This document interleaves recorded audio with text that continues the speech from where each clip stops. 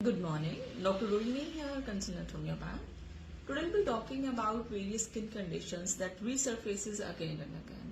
Whenever we come across any of the skin conditions, whether they are eruptions, breakouts, rashes, discoloration, dandruff, itching, urticaria, कुछ भी related to skin that appears topically, जो हमें दिखता है बाहर. We see a doctor, we go for topical treatments. Most of the times we opt for steroidal ointments. We apply ointments and the condition goes off.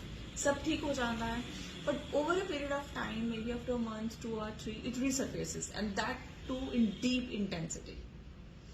अब आता है कि जब आप ठीक हो गए तो बार बार वो स्किन कंडीशन क्यों वापस आ रही है. जो स्किन का एक्सप्रेशन है, अंडरलाइन जो अर्ली स्टेजेस होते हैं डिजीज का, they can be seen through your skin. आपका स्किन का जो टेक्सचर है, at times early liver diseases में पेशेंट्स के स्किन को के बाद क्रैक्स आते हैं, डिस्कलरेशन होती है, रैशेस होते हैं, but we overlook that, we just go for topical treatments. ऐसा नहीं करना चाहिए. वी नीड टू इन्वेस्टिगेट कि आपका स्किन एक रिफ्लेक्शन है, what you are eating, how you behaving, how you sleep and whatever you put in, वो भी मैटर करता है. इनिशियली हमारा जो डाइट का कुकिंग पैटर्न था वो भी बहुत अच्छा था, but nowadays either we are eating over cooked और अंडर कुक्ड फूड, वो भी स्किन को बहुत रिफ्लेक्ट करता है. ओवर कुकिंग में आ गया कि ठीक है, कुकीज हैं, like I side you an example, cookies हैं, उसको ऑलरेडी प्रोसेस्ड फूड है, उसको क्रश करेंगे, उसको में ढेर सारे तेल मिक्स करेंगे, कभी कोई इंग्रेडिएंट, कोई एसेंस मिक्स करेंगे, कलर्स मिक्स करेंगे, फिर उसको फिर से बेक करेंगे, then you will have that. And I don't know, it's just sheer wastage of time, resources, output कुछ नहीं है. उल्टा तुम एक और processed food खा रहे हो. In the second part is undercooked food. कुछ vegetables थी जो हम as a salad use करते थे, but nowadays लौकी, पालक, जिनका gut में absorption, digestion possible ही नहीं है, वो चीजें भी हम कच्ची ले रहे हैं. As a result, we are facing gastric disturbances, एस्पेलरी इन्फेक्शन हो रहे हैं, बहुत acute gastritis, nausea, vomiting, और over a period of time improper assimilation.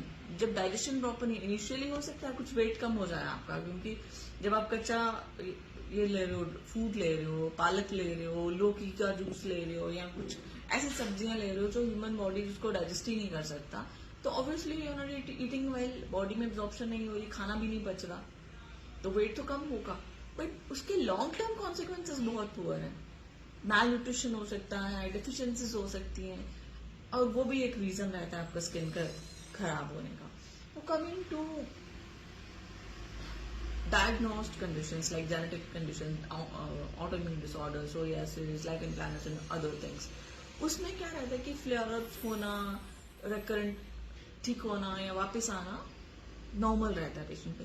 लेकिन उसके अलावा जो पेशेंट्स हैं उनका या तो डाइट खराब है, या कोई अंडरलाइन कंडीशन है, मेबी अर्ली डायबिटीज और अर्ली लिवर डिजीज है, आप न्यूट्रिशनल डेफिशिएंसी है, मल्टीविटामिन डेफिशिएंसी है, आपका फैट्स प्रॉपर नहीं है, विटामिन सी प्रॉपर नहीं है, B12 प्रॉपर नहीं है, तो go and get your self investigated.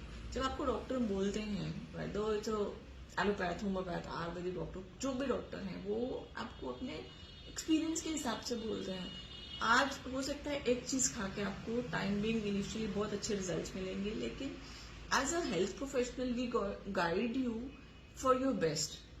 हम वो चीजें जानते हैं जो शायद अभी जो पेशेंट मेडिसिन ले रहा है उसके कॉन्सिक्वेंसेस उनको नहीं पता. आप कोई डिकॉक्शन पी रहे हो, क्वांटिटी नहीं पता, डोज नहीं पता कितना, at the end of the day वो आप अपने लिवर को डैमेज कर रहे हो. जब लिवर डैमेज होता है तो स्किन पे तो आता ही आता है.